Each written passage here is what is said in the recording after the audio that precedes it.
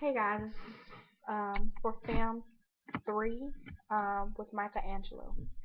The painting I'm going to talk about is the creation of Adam. It's a fresco based painting, and I'm going to talk a little bit about what fresco is. Um, it's a technique known as mural painting, and what happened is paint is delivered on freshly laid lime plaster, and water is used for the pigment. And with the two mixing together, it with the setting of the plaster, it kind of like makes the painting become an integral part of the wall. The technique itself is very closely related to the Italian Renaissance style of painting. As far as the creation of Adam, the painting itself, created by Michelangelo, of course, it's a part of the Sistine Chapel ceiling, which is a painted circa from 1511 to 1512. The painting illustrates the biblical creation narrative taken from the book of Genesis, and it further depicts how God breathed life into Adam, the first man.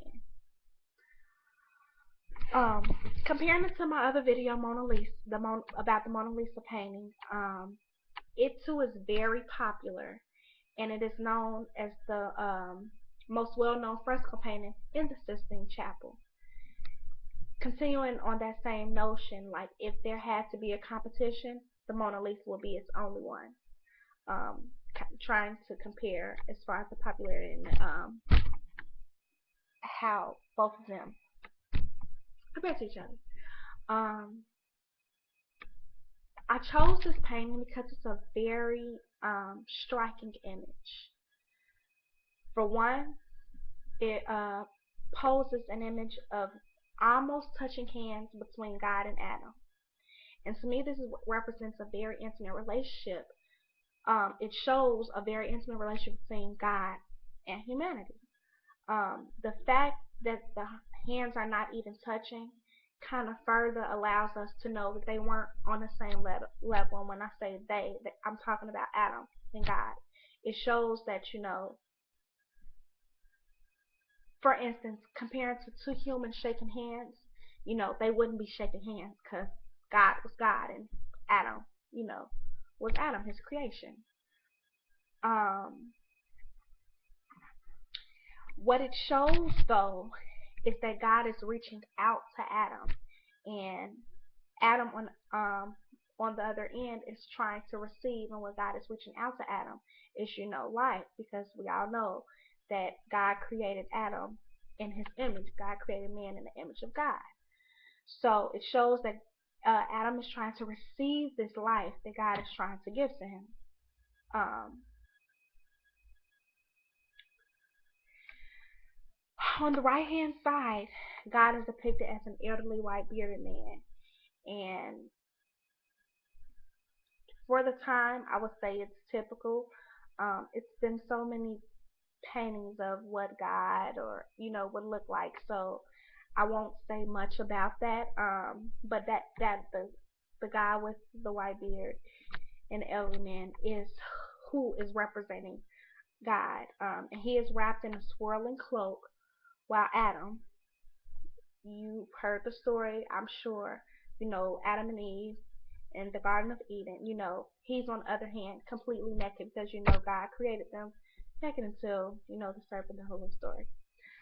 Um, God's right arm is outstretched to basically spark life from his finger into Adam, who's on the other end, left hand was stretched, kind of mirroring what God was doing, which also again continuously reminds us of man was created in God's image. Um, I did some research, and it's a lot of speculation on who the figures around God was. Some of them say the person being protected by God's left arm is you know Eve. Others will say it's the Virgin Mary. They don't really know. It's a lot of speculation. But the overall piece, it's very well balanced. When you look at it, your eye doesn't go too heavily on one end or the other. Um, Although the negative space separates, God and Adam, how close they are to each other kind of brings it in together. Even with God being very heavy with the people around him, it still kind of mimics the value that is portrayed around Adam with the landscape. I think the color scheme that he chose was right on point. The fact that he put God in white, could symbolize, the purity of God, you know, um, and of course him making Adam to be nude. It goes back to the book of Genesis and the whole biblical narrative. Like the Mona Lisa, like the Last Supper, this painting too has had a lot of different, imitations depicting the same type of scene, and that is definitely gonna be maybe. Now I'm not gonna say definitely. Might be one of my the questions I'm gonna pose to you guys, but um, overall, I think this is a really strong piece. If you look into the expressions of Adam, how sincere he looks and how receiving he kind of looks, looking into the eyes of God, and how God, is kind of looking directly at him and kind of like appointing him as man, of my image, is also given off in this painting. Um, that's really about all I want to say about it. Again, if you guys have any questions, you can comment in the blog, and I'll post my question that I have for you guys in the blog as well. Talk to you next week.